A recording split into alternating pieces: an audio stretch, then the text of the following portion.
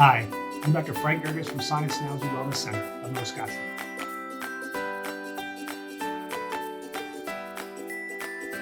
Another common question that I get from patients is there a way for me to treat my allergies naturally? No medications, no surgical options. Can you get better? Can I feel better using natural approaches? The first thing we like to do is we just ask patients, when do you feel sick? Do you think that you're allergic to trees? Do you think you're allergic to pollen or dogs or cats? Moldy environments, dusty environments. We really want to get a very detailed history from our patients to try to find out what we think is causing your problems. If we're able to do that, then we oftentimes will just recommend trying to avoid things. So avoidance is always number one because we're not asking patients to take medications or have any surgeries. We're just educating patients and we're avoiding the triggers as best we can. If we can do that and it works well, then we're done. We don't need to do anything more for patients other than just avoiding those allergy triggers.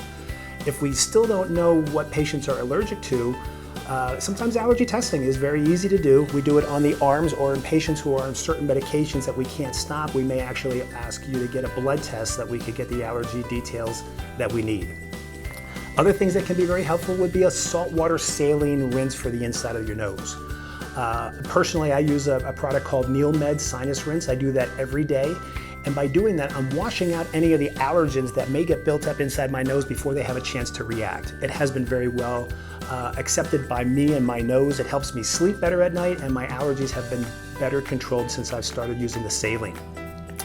Another recommendation, if you find that there's certain times of the year that you're allergic, or if you know you've been tested in the past that you're allergic to trees or grasses or weeds, pollen.com is a very useful resource. You can go to pollen.com, plug in your zip code, and it'll actually let you know what the forecast for allergies will be over the next week. So if you have a hike planned on the weekend, you may look to pollen.com to find out what day is going to be the best for you as far as having the lowest pollen counts in your geographic area. Another thing that may be a hidden allergy trigger could be certain foods. If you're thinking that you may be allergic to a certain food, oftentimes we'll recommend trying a rotational diet. For example, if you're wondering whether you're allergic to strawberries, if you avoid strawberries for 2 weeks, we call that the washout period. That means that the allergens or the antibodies that you would have from strawberries have completely cleared from your system.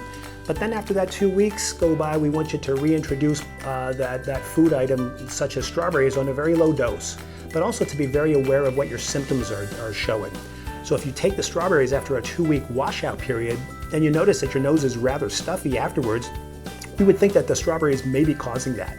So that would be something that we may want to do some testing to confirm the strawberry sensitivity. Finally, another recommendation that's had some mixed response in research is actually local honey.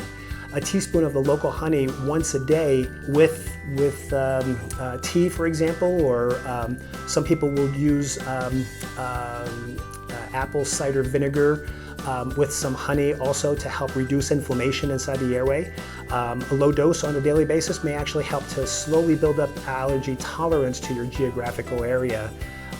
And the pollens that the honeybees are exposed to sometimes can be present in the honey itself. As you take that on a regular basis, you'll start to build up some tolerance and some antibodies to those specific pollens. Thank you very much.